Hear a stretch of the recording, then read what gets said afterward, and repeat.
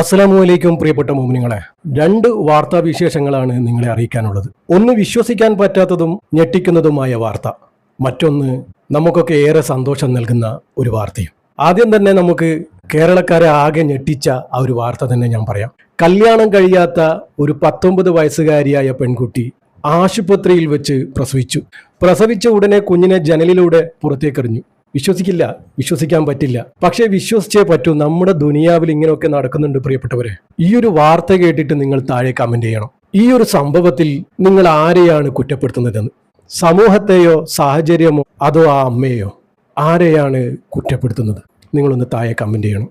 ഈ ഒരു വാർത്തയിൽ തീരെ വിശ്വസിക്കാൻ പറ്റാതായത്, ഈ ഒരു 19 വയസ്സുകാരി 9 മാസം ഗർഭിണിയായിട്ടും ആ അമ്മ അറിഞ്ഞില്ല എന്ന് പറയുമ്പോഴാണ് അവിശ്വസനീയമാകുന്നത്.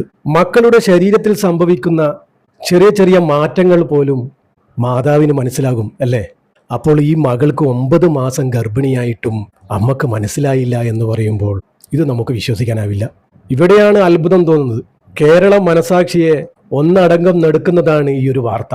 ഹരിപ്പാട് താലൂക്ക് ആശുപത്രിയിലാണ് ഈ സംഭവം നടക്കുന്നത്. പ്രസവിച്ച ഉടനെ നവജാത ശിശുവിനെ ജനലിലൂടെ പുറത്തേക്കെറിഞ്ഞു 19 വയസ്സുകാരി. ഇതെങ്ങനെ സംഭവിച്ചു എന്നായിരിക്കും നിങ്ങൾ കരുതുന്നുണ്ടാവുക. പറയാം.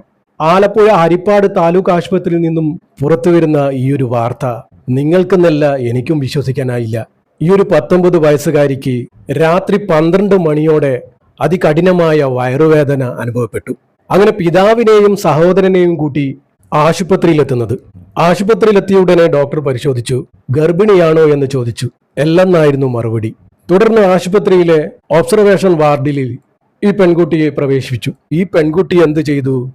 ഈ അർദ്ധരാത്രിയിൽ തന്നെ അവിടെ അടുത്തുള്ള ശുചിമുറിയിൽ കയറി പ്രസവിച്ച ഉടനെ ആരെയും അറിയിക്കാതെ ആ ചോരക്കുഞ്ഞിനെ ജനലിലൂടെ പുറത്തേക്കെറിയുകയും ചെയ്തു.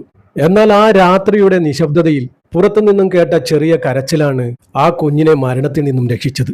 ആ ശബ്ദം കേട്ട സ്ഥലത്തേക്ക് ആശുപത്രി ജീവനക്കാരും സെക്യൂരിറ്റിയും നടത്തിയ തിരച്ചിലിലാണ് ആ ചോരക്കുഞ്ഞിനെ കണ്ടെത്തിയത്.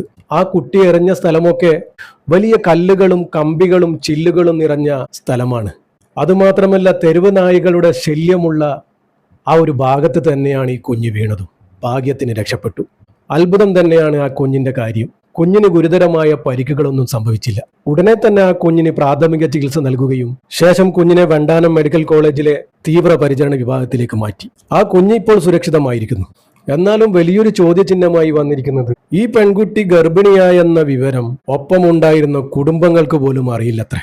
ഭയങ്കര സംഭവം തന്നെ അല്ലേ? എന്തെന്നാലും എന്തോ ഭയന്നായിരിക്കും ആ കുട്ടി പറയാതിരുന്നിട്ടുണ്ടാകുക. പക്ഷെ എന്നാലും അമ്മക്ക് മനസ്സിലാകില്ലേ? ആ കുടുംബത്തിലുള്ള ആളുകൾക്ക് മനസ്സിലാവില്ലേ? പടച്ചറബ്ബ് എല്ലാവരും തൊട്ട് കാക്കുമാറാകട്ടെ.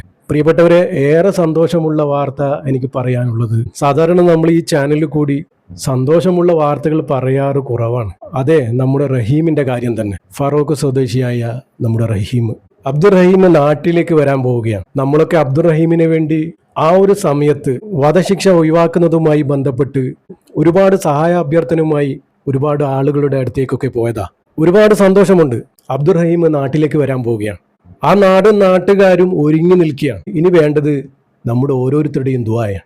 അറിയാത്തവരുണ്ടോ എന്നറിയില്ല, എന്നാലും ഞാൻ പറയാണ്. റിയാദ് സൗദി ബാലന്റെ മരണവുമായി ബന്ധപ്പെട്ട കേസിൽ സൗദി അറേബ്യയിലെ റിയാദിലെ ജയിലിൽ കഴിയുന്ന കോഴിക്കോട് സ്വദേശി അബ്ദുൽ റഹീമിന്റെ മോചനത്തിന്റെ ഉത്തരവിൽ ഒപ്പുവെച്ച കാര്യം തന്നെയാണ്. ഇനി നമുക്ക് പൂർത്തിയാകാനുള്ളത് രാജ്യം വിടാനുള്ള എമിഗ്രേഷൻ നടപടികളാണ്.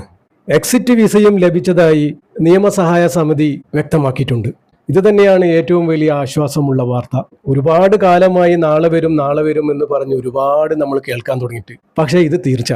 പടച്ചറബ്ബ് ഈ ഹജ്ജ് പെരുന്നാൾ ആ ഉമ്മയോടൊപ്പം ആഘോഷിക്കാൻ തൗഫീക്ക് നൽകുമാറാകട്ടെ. ആമീൻ. ഒരുപാട് നമ്മളൊക്കെ ദുആ ചെയ്തതാണ്. നമ്മൾ കണ്ടത് ആ ഉമ്മയുടെ കണ്ണീരാണ്. ആ ഉമ്മക്ക് ആഫിയത്തുള്ള ദീർഘായുസ് കൊടുക്കണേ റബ്ബേ. ആ മകനുമൊത്ത് ഒരുപാട് കാലം ജീവിക്കാനുള്ള തൗഫീക്ക് ആ ഉമ്മക്ക് നൽകണേ റബ്ബേ. റഹീം കുറ്റക്കാരനാണോ എന്നൊന്നും നമ്മൾ അന്ന് നോക്കിയില്ല. ആ ഉമ്മയുടെ കണ്ണീരാണ് നമ്മളൊക്കെ കണ്ടത്. മാധ്യമങ്ങളുടെ മുന്നിൽ കണ്ണും പൊത്തി പൊട്ടിക്കരിയുന്ന ആ ഉമ്മയാണ് നമ്മളൊക്കെ കണ്ടതല്ലേ. അന്ന് നമ്മൾ റഹീം കുറ്റം ചെയ്തിട്ടുണ്ടോ എന്നൊന്നും നമ്മൾ നോക്കിയില്ല.